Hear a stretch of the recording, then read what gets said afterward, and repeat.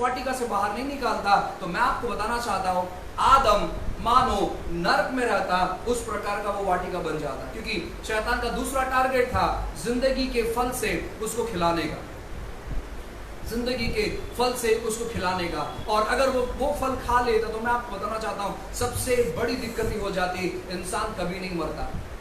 सोच कर देखिए, कोई इंसान जिसका आधा हाथ कट गया हो या आधा हाथ सड़ गया हो और उस हाथ को काट दिया हो, वो हाथ भी जिंदा रहता और ये इंसान भी जिंदा रहता।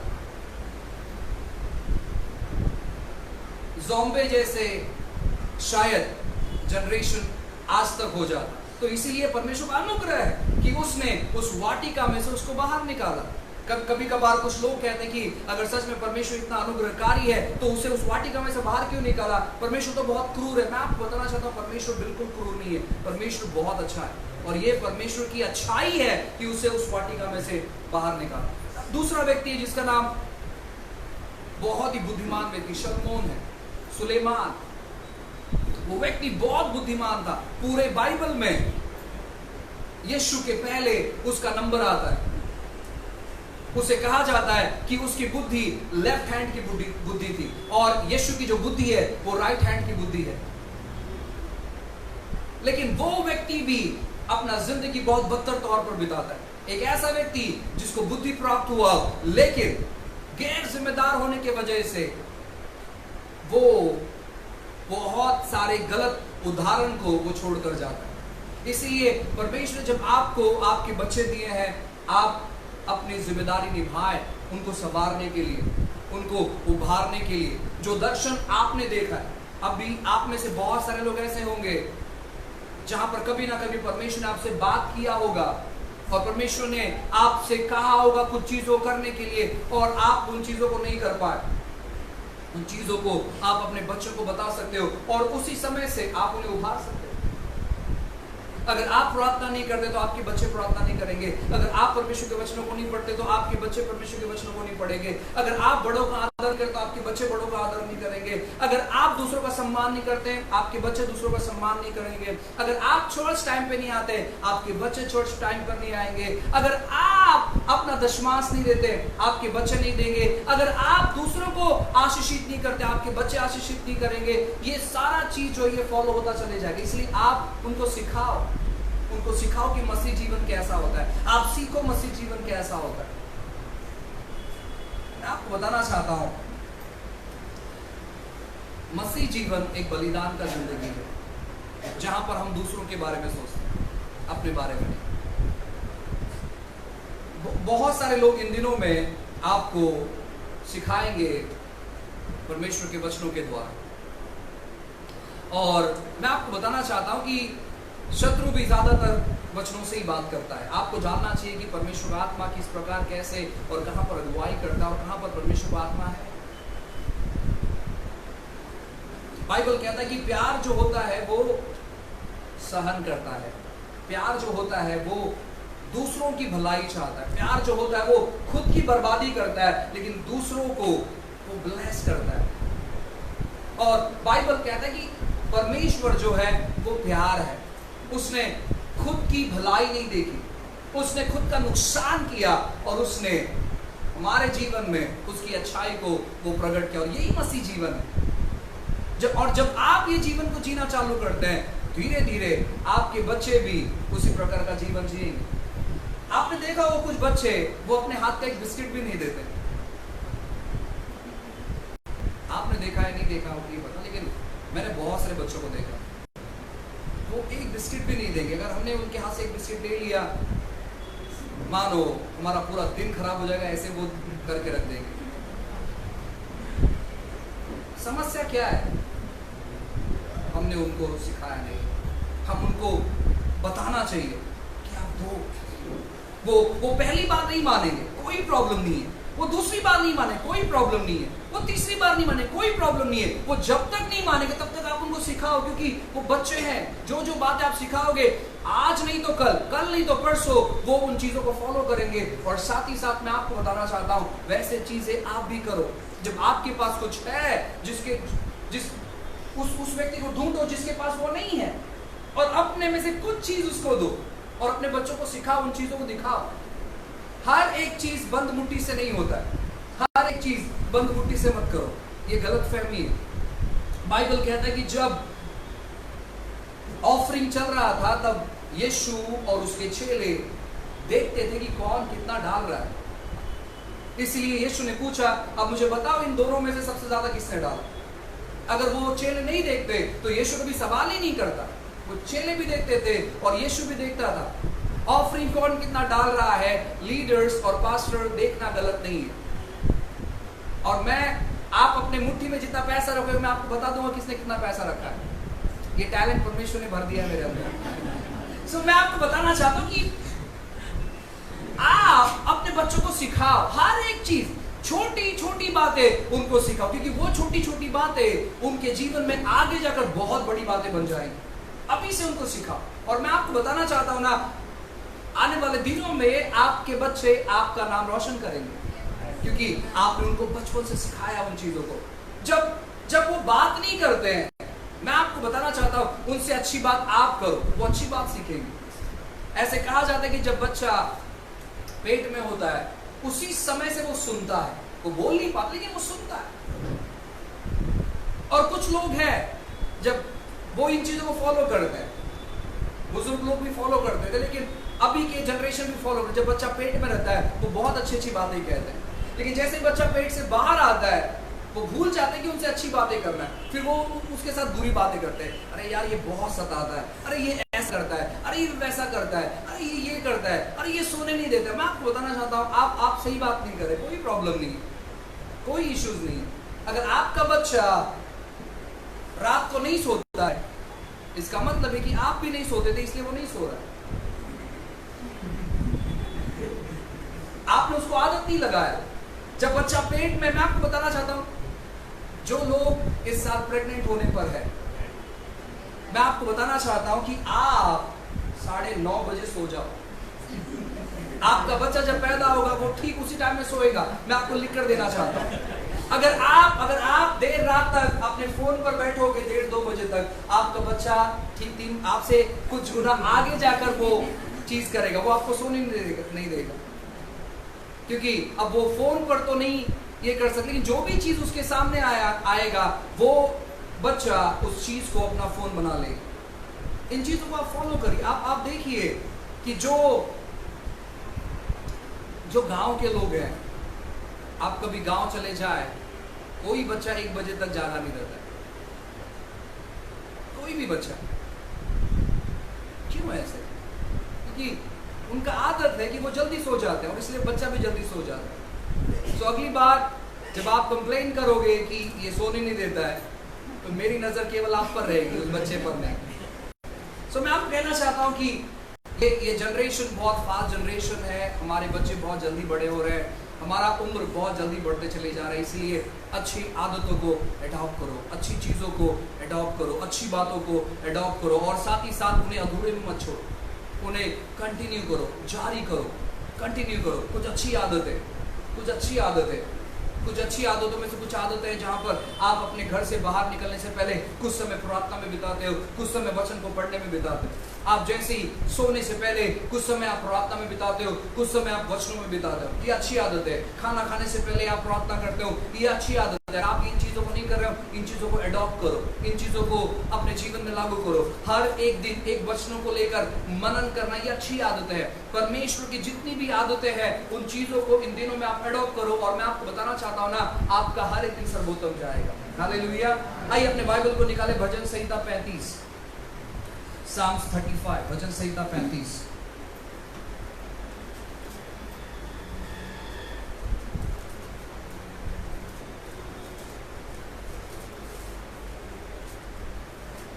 और आखिरी के 2 वचन, भजन संहिता 35, 27 और 28 नंबर का वचन। बाइबल कहता है, जो मेरे धर्म से प्रसन्न रहता है वो जय जयकार और आनंद करे और निरंतर कहता रहे, यहोवा की बड़ाई हो। जो अपने दास के कुशल से प्रसन्न होता है, तब मेरे मुंह से तेरे धर्म की चर्चा होगी और दिन भर तेरी स्तुति निकलेगी। हालेलुया। सो बाइबल कहता है कि जो मेरे धर्म से प्रसन्न होता है वो जय जयकार और आनंद करे और निरंतर कहता रहे यहोवा की बड़ाई हो, जो अपने दास के कुशल से प्रसन्न होता है। परमेश्वर को प्रसन्न करने का एक और तरीका है कि हम सर्वोत्तम तौर पर अपना जीवन बिताएं। अगर आप परमेश्वर को प्रसन्न करना चाहते तो मैं आपको बताना चाहता हूं, परमेश्वर एक और बहुत सारी बातें हैं जहां पर परमेश्वर प्रसन्न होते हैं, लेकिन उसमें से एक बात है जहां पर हम सर्वोत्तम तौर पर जीवन बिताते हैं, जहां पर हम गवाही के तौर पर जीवन बिताते हैं। जब आप अच्छे तौर पर जीवन बिताते हो, जब आप सक्सेसफुल तौर पर जीवन बिताते हो, जब आप समृद्धि तौर पर जीवन बिताते हो, जब आप कामयाब तौर पर जीवन बिताते हो सकता है कि आपके दोस्त आपसे नफरत करेंगे, आपके रिश्तेदार आपसे नफरत करेंगे, आपके साथ जो काम करने वाले लोग हैं वो आपसे नफरत करेंगे, आपके साथ जो व्यवसाय करने वाले लोग हैं वो आपसे नफरत करेंगे, लेकिन परमेश्वर उन चीजों को देखकर वो प्रसन्न होते हैं, वो खुश होते हैं। कहो मेरे साथ कि मेरे समृद्धि से कुशलता से परमेश्वर प्रसन्न होते हैं। मैं आपको बताना चाहता हूं कि परमेश्वर आपके कुशलता से प्रसन्न होते हैं। यहां पर लिखा गया है कि मैं अपने दास के कुशलता से प्रसन्न होता हूं। बाइबल कहते हैं जो अपने दास के कुशलता से प्रसन्न होता है। सोच कर देखिए, अगर परमेश्वर अपने दास के कुशलता से प्रसन्न होता है तो अपने बच्चों की कुशलता से कितना प्रसन्न होगा। यहां पर दाऊद परमेश्वर का बेटा नहीं था, यहां पर वो उसका सेवक था, क्योंकि बेटा बनने के लिए हमें यीशु की जरूरत है। दाऊद यहां पर परमेश्वर के बारे में उतने ठीक तौर पर नहीं जानता है जितने हम जानते हैं, क्योंकि उस समय में परमेश्वर के बारे में बताने वाला ठीक तौर पर कोई नहीं था।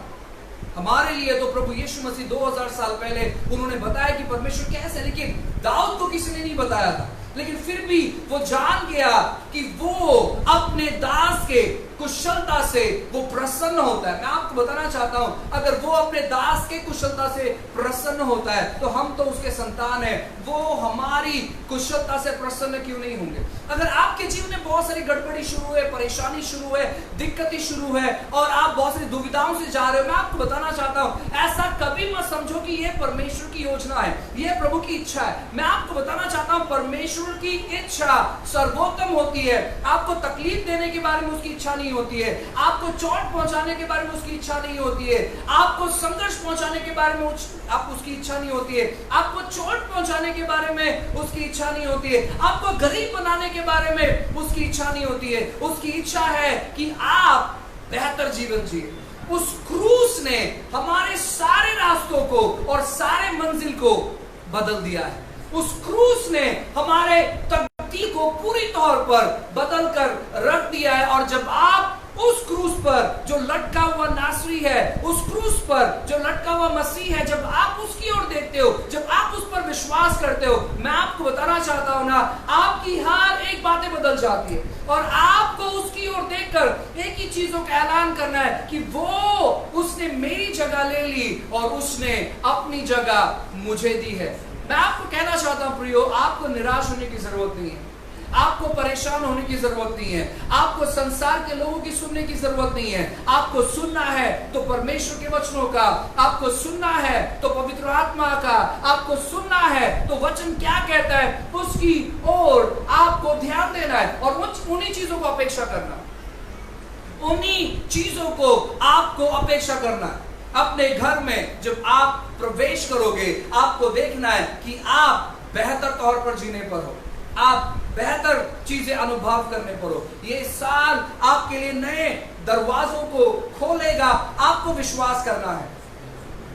संसार बहुत ही तकलीफदायक और संघर्ष और परेशानी और दिक्कती और अंधकार और बीमारी और अफवाहें, इन सारे चीजों की ओर जा रही है। लेकिन मैं आपको बताना चाहता हूं, जो परमेश्वर के संतान है, बाइबल कहता है कि मसीह की रोशनी उन पर आएगी और वे दूसरों को रोशन करेंगे।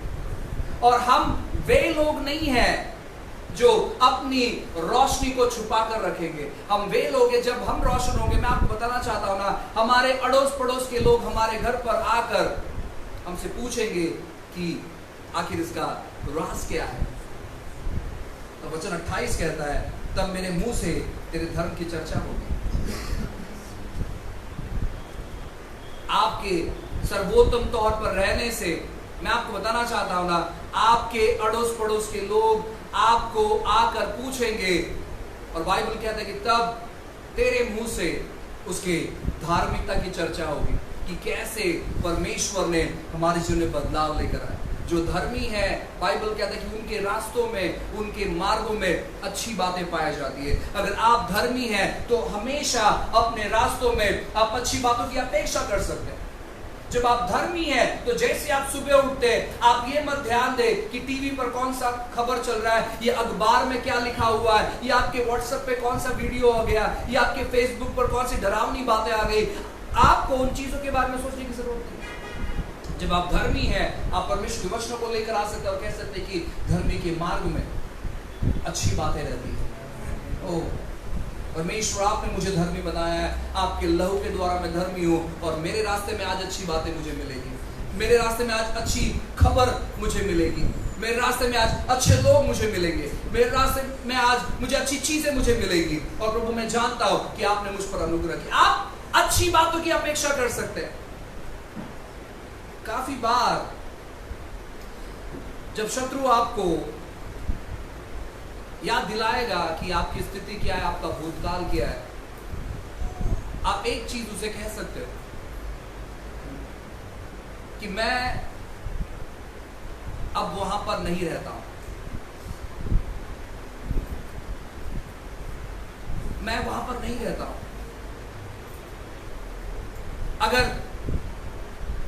बस आधा घंटा पहले या 1 घंटा पहले अगर आपका किसी से झगड़ा हो गया और आपने झगड़ा कर लिया, और झगड़ा कर कर अगर आप चर्च में आए हो और शत्रु अगर आपके मन से ये बात कर रहा है कि आज तू, ये वचन तेरे लिए नहीं हो सकती कि तू अभी झगड़ा कर कर अभी यहाँ पर चर्च में आया, आप उसे कह सकते हो कि मैं वहां पर अभी नहीं रहता हूं, तू गलत दरवाजे पर आकर खटखटा रहा है, वो दरवाजा पुराना हो चुका है और मैंने कब का वो घर छोड़ दिया है, अब मैं नए घर पे हूं, मैं नए ठिकाने में हूं।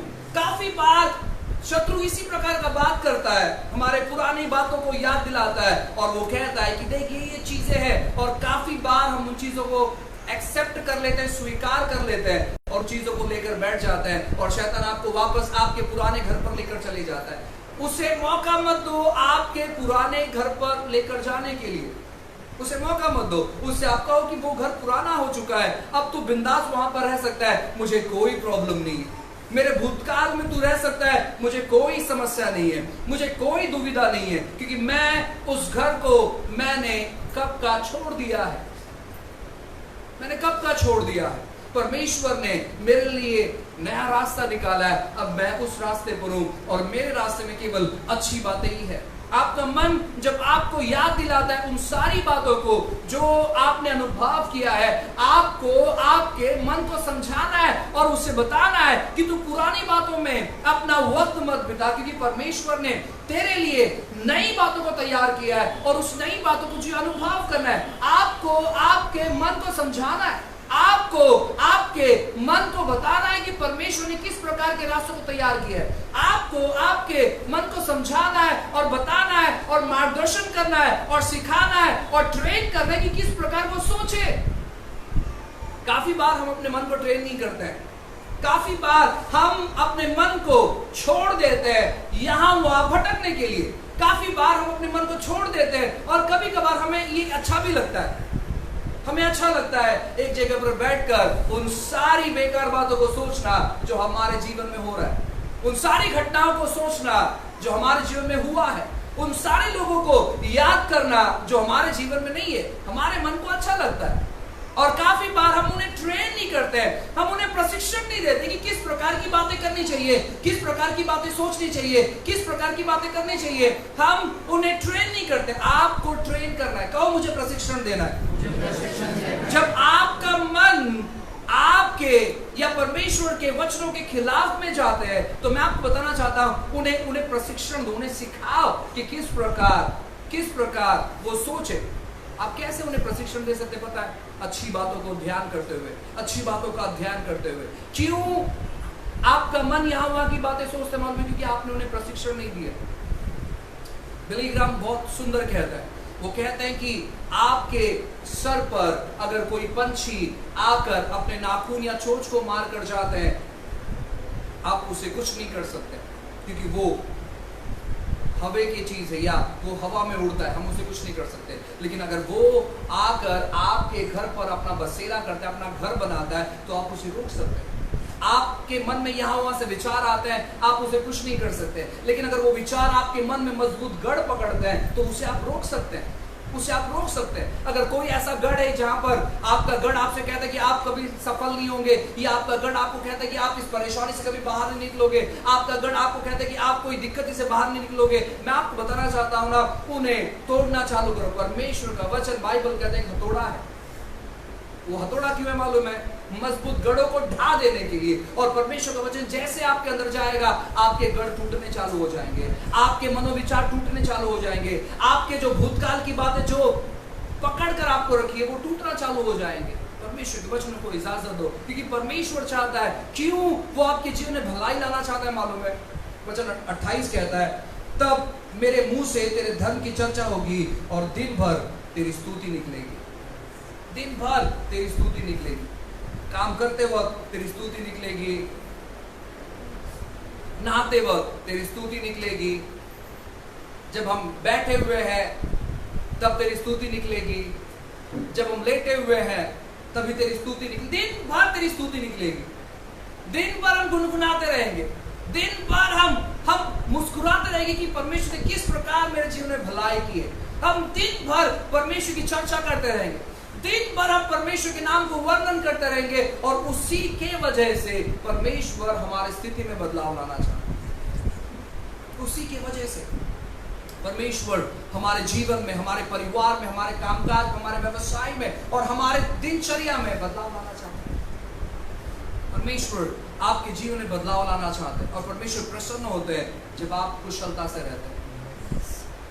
आपकी कुशलता परमेश्वर को भाती है, परमेश्वर को पसंद है, परमेश्वर प्रसन्न होता है, परमेश्वर को अच्छा लगता है। और उसने क्रूस पर जब जान दिया है, उसमें से ये भी एक कारण है जहां पर आप सर्वोत्तम तौर पर है। उसने क्रूस पर केवल इसलिए जान नहीं दिया ताकि आप स्वर्ग तक जाए, लेकिन उसने इसलिए भी जान दिया ताकि स्वर्ग का जिंदगी आप इस पृथ्वी पर लेकर आए। और हम तब तक स्वर्ग का जिंदगी इस पृथ्वी पर नहीं लेकर आ सकते या दूसरों के जीवन में नहीं लेकर आ सकते जब तक हम अनुभव नहीं करते।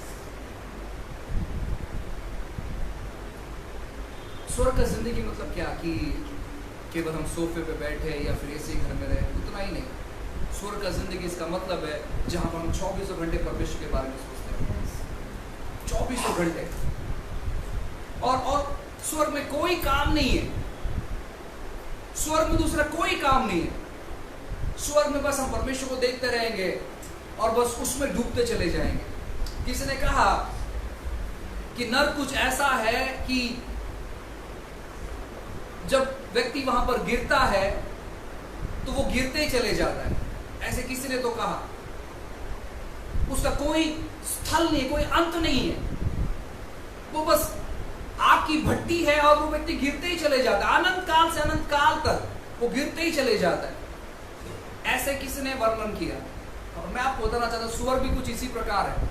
जब आप स्वर्ग में जाते हो, आप बस परमेश्वर को देखते चले जाते हो और उस पर डूबते चले जाते हो, आप बस डूबते चले जाते हो, डूबते चले जाते हो, आप डूबते चले जाते हो, उसी में ही समय बीत जाता है। और वही चीज परमेश्वर इस पृथ्वी पर आपके साथ करना चाहता है। वो क्यों आपको कुशलता से रखना चाहता है? ताकि आप उसके सबसे करीब रहे। क्यों परमेश्वर ने आदम को ऐसा नहीं कहा कि आदम, अब मैंने तुझे निर्माण किया है, मैंने 3 महीने का जो खाना है मैंने स्टॉक करके रखा है और 3 महीने तो तू खाएगा, लेकिन चौथे महीने से तुझे अपने फल को उगाना है, अपने भाजी पाले को उगाना है, अपने फ्रूट्स को उगाना है और तुझे खाना है। उसके आगे मैं नहीं करूंगा, उसके आगे तुझे करना है। उसने ऐसे क्यों नहीं कहा? उसने ऐसे क्यों आदम के लिए वो सारे उपाय को उसने किया था? जब मैं वचनों को पढ़ता हूं, मैं आपको बताना चाहता हूं ना, मैं सोचता भी हूं। मैं केवल पढ़ता नहीं, लेकिन मैं सोचता भी। सोच कर देखिए, जब परमेश्वर ने आदम को आदम की वाटिका से बाहर निकाला, आप सब लोग को पता है कि उसने क्या किया? किस चीज से वो अपना पेट भरेगा? खेती करने के द्वारा। लेकिन मुझे बताइए कि जब उसको बाहर निकाला खेती करने के लिए 1 दिन 2 दिन 3 दिन महीनों लगते हैं, तब तक का क्या? तब तक का क्या? उसे बाहर तो निकाला कि आदम इसके बाद तू अपने पसीने की कमाई खाएगा, ऐसा होगा वैसा होगा, लेकिन खेती करने टाइम जाता है। गेहूं उगाने के लिए महीनों लग जाते हैं, चावल उगाने के लिए महीनों लग जाते हैं, फ्रूट्स उगाने के लिए महीनों लग जाते हैं, भाजी उगाने के लिए महीनों लग जाते हैं। तो तब तक महीने तक वो खाएगा क्या? परमेश्वर ने बंदोबस्त किया था बाहर भी, परमेश्वर ने बाहर भी बंदोबस्त किया था। उसके कठिन से कठिन परिस्थिति में परमेश्वर ने बंदोबस्त किया था। अब आप मुझे पूछोगे पास्टर बाइबल में कहां पर ये चीज लिखा है? ओ, सब चीज नहीं लिखा है, कुछ चीज समझो भी तो, कुछ चीज हमें समझना है। अगर सब लिखा होता तो बाइबल कहता है कि पृथ्वी पर की जितने किताबें किताब कम पड़ गई होती। तो जब परमेश्वर ने उसे आदम के बगीचे से बाहर निकाला तो उसे स्टॉप दे दिया था, देख इतने समय का ये तेरे लिए मैंने उपाय करके रखा, तू अभी भी मेरा ही संतान है, अभी भी मैं तुझसे प्यार करता हूँ। और ये प्यार करने का कारण ही है कि मैंने तुझे वहां से बाहर निकाला, नहीं तो और भी बेकार परिस्थिति में तू फंस सकता था। मैं वहां पर तुझे मैं बचाने की कोशिश कर रहा हूँ और मैं अभी भी तेरे साथ में हूँ। बहुत सारे लोग परमेश्वर के बारे में गलत फहमी करते हैं। मैं आपको बताना चाहता हूँ परमेश्वर एक क्रूर व्यक्ति नहीं है। कुछ लोग सोचते हैं कि वो एक सिंहासन पर बैठा है और एक बहुत ही बूढ़ा इंसान है और पूरी झुर्रियां उसके चेहरे पर है और लंबी लंबी दाढ़ी लेकर। मैं आपको बताना चाहता हूँ ये जो चित्र है ये नरक से आया हुआ चित्र है। परमेश्वर बूढ़ा इंसान बिल्कुल नहीं है, परमेश्वर की लंबी लंबी दाढ़ी बिल्कुल नहीं है, बिल्कुल भी नहीं, क्योंकि बाइबल में कहीं वर्णन नहीं किया है। परमेश्वर सबसे खूबसूरत व्यक्ति है, परमेश्वर सबसे स्मार्ट व्यक्ति है, परमेश्वर सबसे अनोखा व्यक्ति है। मैं आपको कहना चाहता हूं वो सबसे सुंदर है, वो सुंदर है हर एक चीज में और वो पूरे कृपा और पूरे दया से भरा हुआ है। बहुत सारे लोग ये गलतफहमी हमारे अंदर डालते हैं कि आपको बताएं कि हम परमेश्वर कभी नहीं मिल सकते, अगर हम परमेश्वर से मिले तो हम भस्म हो जाएंगे, हम जल जाएंगे। आपको मालूम है मूसा ने परमेश्वर को नहीं देखा, ये हुआ वो हो गया। वो बहुत सारे उदाहरण आपको बताएंगे। ये सारा चीज सही नहीं है। अगर ऐसे होता तो यीशु को देखकर काफी सारे लोग जल जाने चाहिए थे, क्योंकि यीशु ने कहा कि जिसने मुझे देखा है उसने पिता को देख लिया, जैसे मैं हूं वैसे पिता है। और बाइबल बहुत खूबसूरत कहता है, यूहन्ना की किताब अध्याय 3 वचन 16, कोई तो निकाले।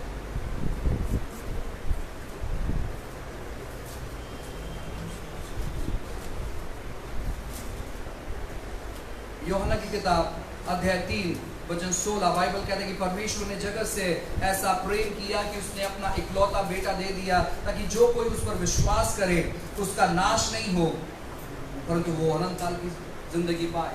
वचन 17 में लिखा है परमेश्वर ने अपने पुत्र को जगत में इसलिए नहीं भेजा कि वो जगत पर दंड की आज्ञा दे, परंतु इसलिए कि वो जगत उसके द्वारा उद्धार पाए। परमेश्वर को भेजने का कारण ही ये था। काफी सारे लोग कहते हैं कि जब तक यीशु बीच में नहीं आएगा आप पिता से नहीं मिल सकते। पिता ने ही यीशु को भेजा है, वो ही इतना प्यार करता है कि उसने कहा यीशु कि क्या तुम पृथ्वी पर जा सकते हो, क्योंकि मेरे इतने सारे बच्चे हैं, मैं उनसे मिलना चाहता हूं, तुम जाके बताओ कि सच क्या है। क्योंकि अब तक जो भी लोग बता रहे थे वो सारे लोग मेरे बारे में गलत फहमी फैला रहे थे, वो गलत फहमी फैला रहे थे, लेकिन मैं असल में कैसे हूं वो केवल आप जाकर बता सकते हैं। और यीशु ने आकर वही चीज किया। परमेश्वर आपसे कभी दूर नहीं थे, परमेश्वर हमेशा वो आपके करीब रहते हैं, वो आपसे प्यार करते हैं, वो आपसे बातें करना चाहते हैं। आप परमेश्वर से मुलाकात कर सकते हैं, आप परमेश्वर से मिलने की अपेक्षा कर सकते हैं। बहुत सारे लोगों के मन में गलत फहमी भर दी। जब तक यीशु का लहू नहीं रहेगा तब तक हम पिता से नहीं मिल सकते। मैं आपको बताना चाहता हूं, आप इस गलत फहमी मत रहे कि परमेश्वर आपसे बहुत क्रोधित है। कुछ लोग कहते हैं कि जब परमेश्वर हमें डायरेक्टली देखते हैं, वो देखते हैं कि हम सब बेकार हैं।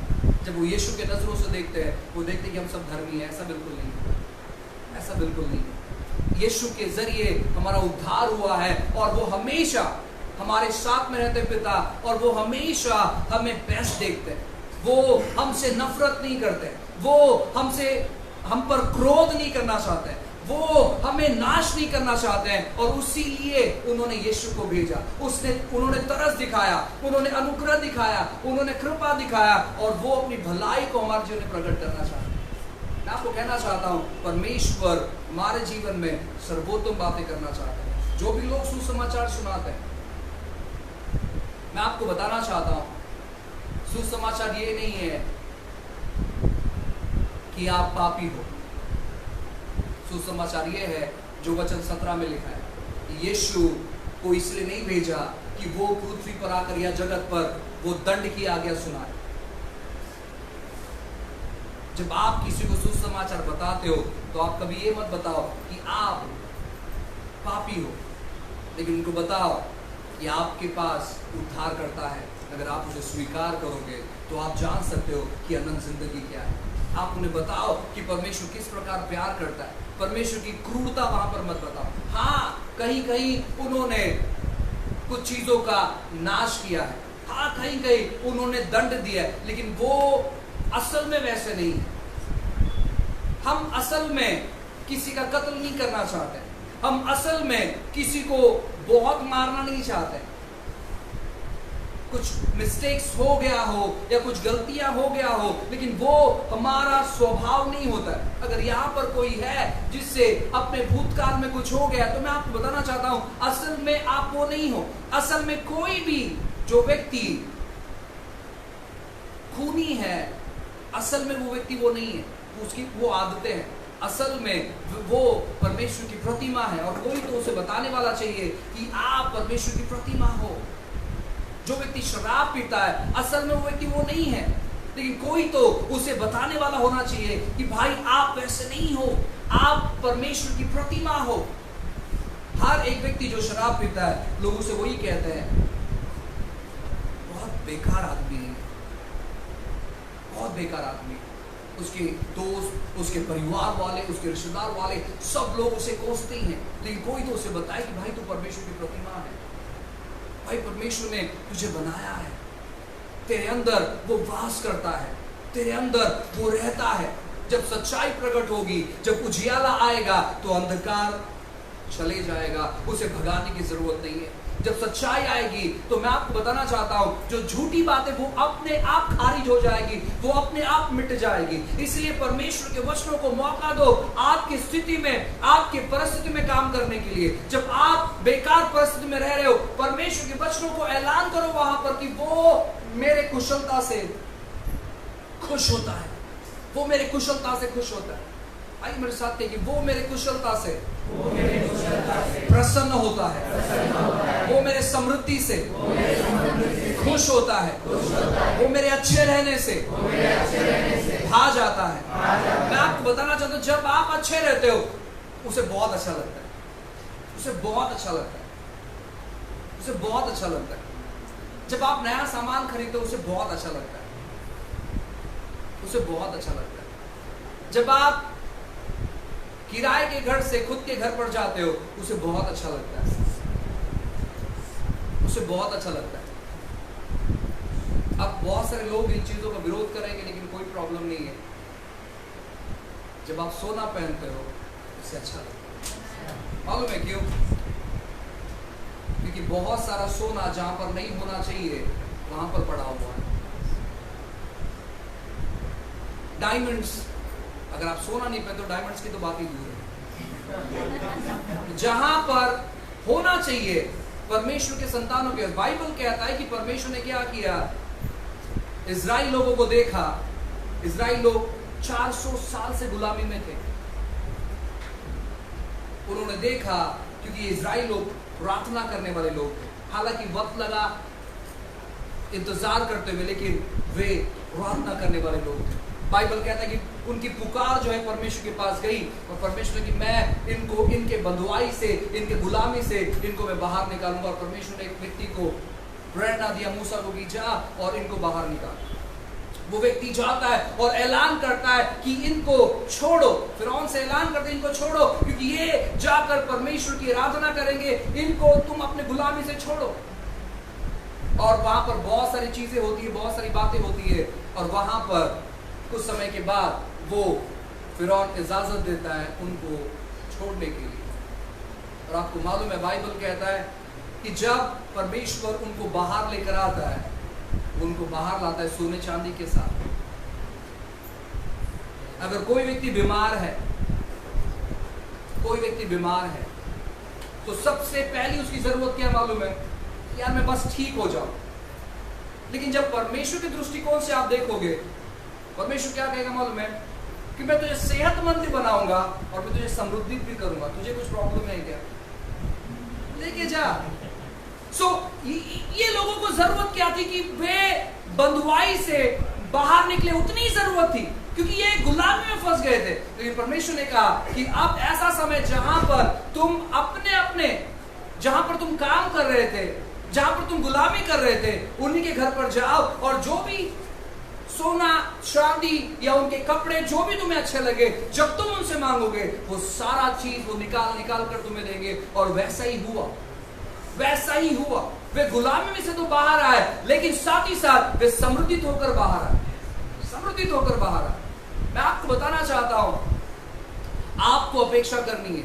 जब बहुत सारे मसीह लोगों ने यह अपेक्षा छोड़ दिया, उसी के वजह से आज कीमती जो चीज है वो ऐसे जगह पर पड़ा हुआ है जो बेकार है। आपको ऐलान करना चाहिए इन सारी चीजों का, और आपको इस्तेमाल करना चाहिए इन सारी चीजों, क्योंकि परमेश्वर को ये सारी चीजें भाती हैं, ये सारी चीजें भाती हैं। डायमंड्स को बनाने वाला परमेश्वर है, डायमंड्स शैतान का बिल्कुल नहीं। सोने को बनाने वाला परमेश्वर है, सोना बिल्कुल शैतान का नहीं है। चांदी को बनाने वाला परमेश्वर है, चांदी बिल्कुल शैतान का नहीं है। और आप इस गलतफहमी में कभी मत रहो। सोचो कि अगर कोई यहाँ पर डायमंड का व्यवसाय करने वाला होता, कल्पना करो, और आप अपने ऊपर भी ले सकते हो कि फ्यूचर में आप ऐसे करोगे, आपके ऊपर डिपेंड है।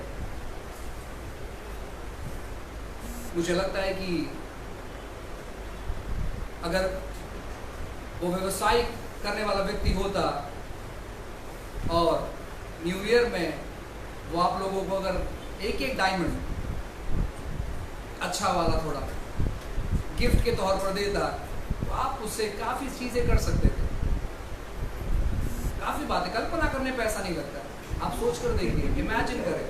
इमेजिनेशन फ्री है, कल्पना फ्री है, और उसका इस्तेमाल करना चाहिए। आप बैठे बैठे उदास होने से उदास क्यों होते मालूम है क्या? कल्पनाओं की वजह से, छोटी कल्पना, बुरी कल्पना, बुरे विचार, और उसकी वजह से लोग उदास हो जाते। नहीं, जब आपको ऐसे समय मिलता है जहां सब कुछ बेस्ट तौर पर हो रहा है, एक कल्पना जहां पर हम किसी के पास काम कर रहे हैं, लेकिन दूसरी कल्पना जहां पर हमारे पास कई लोग काम कर रहे हैं, आप इमेजिनेशन कर सकते हो। और इमेजिनेशन बहुत सामर्थ्यशाली है, परमेश्वर इमेजिनेशन में काम करते हैं। और मैं आपको बताना चाहता हूँ ना, ये सोच, ये जो इमेजिनेशन, ये कल्पना है, इसमें बहुत ताकत होती है। इस कल्पना के वजह से कई सारे लोगों ने बदलाव को देखा है। उसमें से एक व्यक्ति जिसका नाम याकूब है, जब आप उसकी कहानी को पढ़ोगे, उसने क्या किया? उसने अपनी कल्पना जानवरों के अंदर भर दी। वो इतना बुद्धिमान व्यक्ति था कि उसने अपनी कल्पना को निकाला और उसने जानवरों के अंदर भर दी और कहा ऐसा ही करना है, तुम्हारे बच्चे अगर पैदा होंगे तो ऐसे ही होंगे। और सभी जानवरों ने वैसे ही बच्चों को जन्म दिया, सेम टू सेम वैसे ही बच्चों को जन्म दिया जैसे वो चाहता था। आप कई सारे चीजों को जन्म दे सकते हो जैसे आप चाहते हो, वो आपके नियंत्रण में है, आपके नियंत्रण में है। परमेश्वर ने आपके लिए वो सारे चीजें कर दी है जो आपके जीवन में आवश्यक है, जरूरी है, और उसके ओर से जो सर्वोत्तम है उसने वो ऑलरेडी की है। आपका काम किया है उन विचार धारणा को आप पकड़े और उनको आप कहते रहे, उन विचार धारणा को अपने अंदर ग्रहण करें, अपने आत्मा में ग्रहण करें और अपनी जबान से कहते रहे, अपने जबान से आप कहते रहे, आप कहते रहे अपने जबान से जो भी चीजें परमेश्वर ने आपके लिए ऑलरेडी तैयार करके रखी है। और मैं आपको बताना चाहता हूँ ना, परमेश्वर वो सारी चीजें बात है जब आप बेस्ट तौर पर अपना जीवन बिताते हैं, सर्वोत्तम तौर पर अपना जीवन बिताते हैं।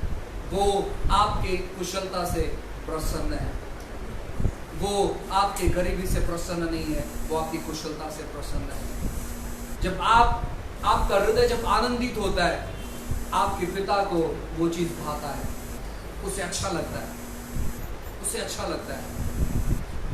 आप जब गिड़गिड़ाते हो उसे बुरा लगता है, जब कोई व्यक्ति आपको तकलीफ देता है उसे बुरा लगता है, जब आप कर्जे में होते हो उसे बुरा लगता है, जब आप नशे में होते हो उसे बुरा लगता है, जब आप बीमारी में होते हो उसे बुरा लगता है, जब आप गलत आदतों में होते हो उसे बुरा लगता है। लेकिन जब आप उनसे छुटकारा पाते हो उसे आनंद होता है, उसे अच्छा लगता है। जब आपकी परिस्थिति सुधरती है उसे अच्छा लगता है और वो वही चाहता है, वो आपके जीवन में अच्छी चीजों को करना चाहता है। इस साल में आपको तैयारी करनी है सर्वोत्तम तौर पर जीवन बिताने के लिए, बेस्ट तौर पर जीवन बिताने के लिए, अच्छे तौर पर जीवन बिताने के लिए।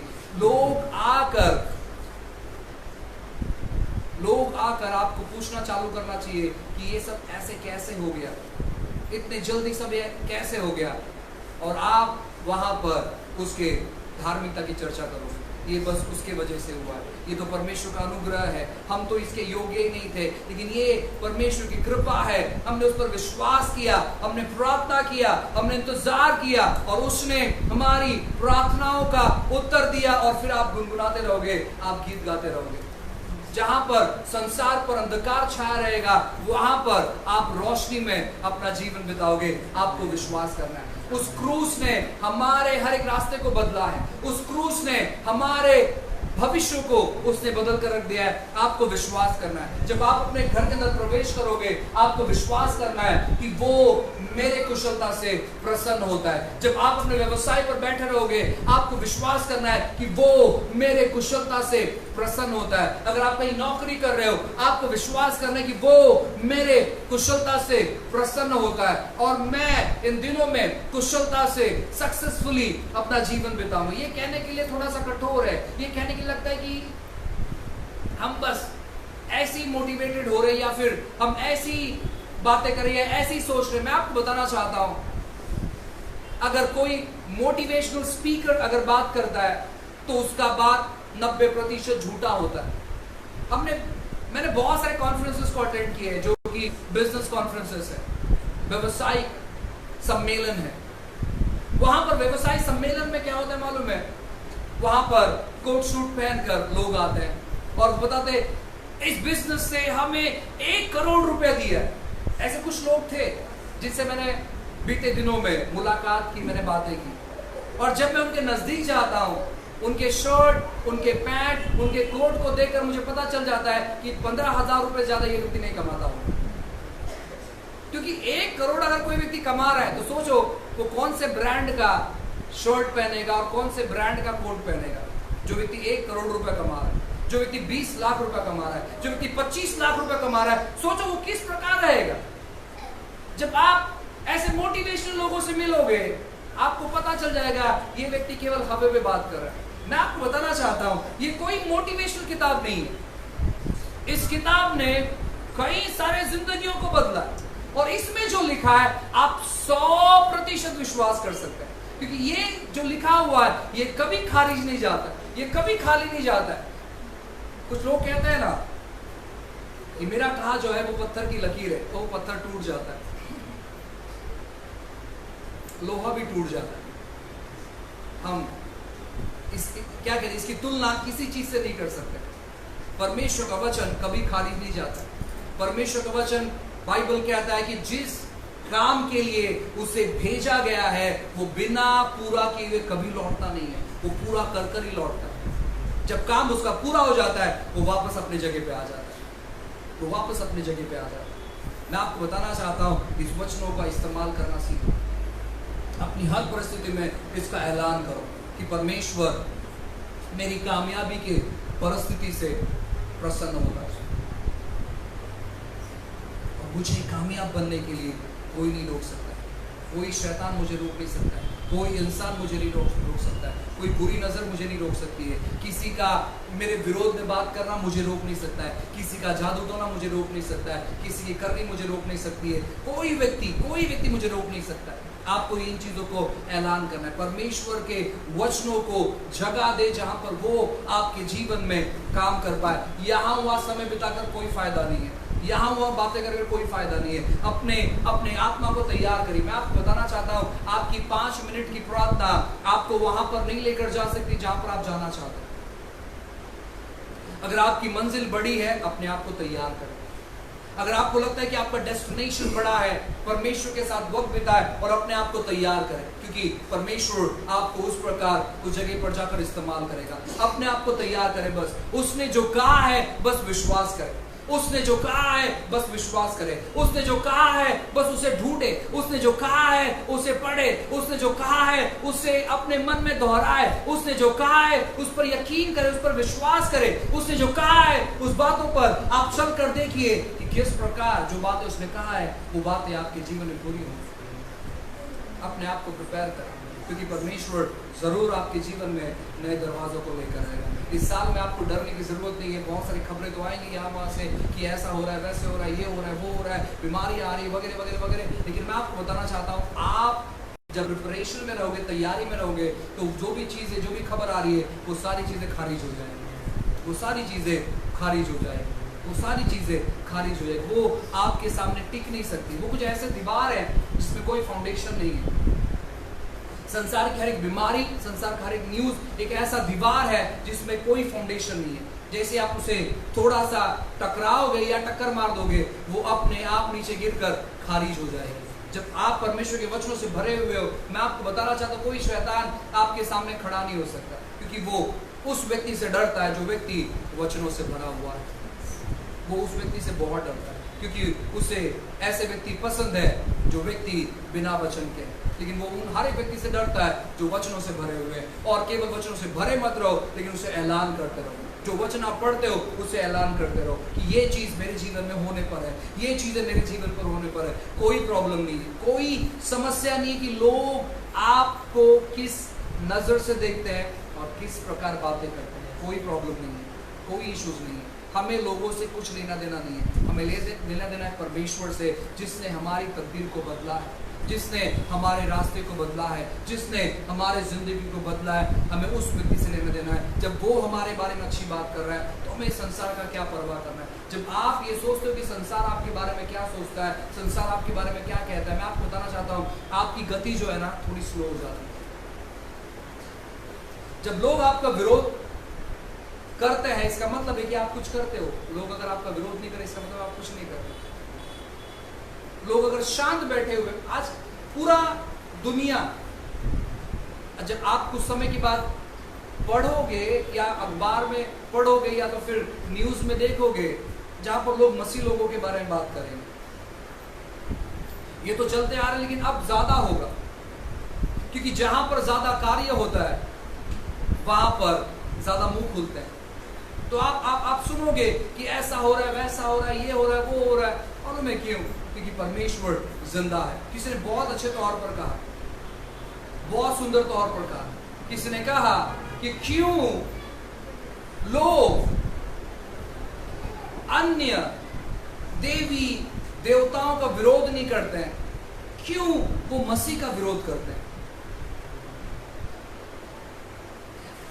उन्होंने उदाहरण दिया कि जब कोई व्यक्ति जिंदा होता है तो लोग उसके बारे में बहुत बात करते हैं। जब व्यक्ति मर जाता है उसके बारे में कोई बात नहीं करता, क्योंकि व्यक्ति मर गया है। मरे हुए व्यक्ति के बारे में आप मुझे बताइए ना, सच बताइए, आपने कितने बार बात किया? कोई मर गया, आपने कितने बार उसका याद निकाल कर कहा कि यार ये व्यक्ति बहुत बुरा था, अच्छा हो गया,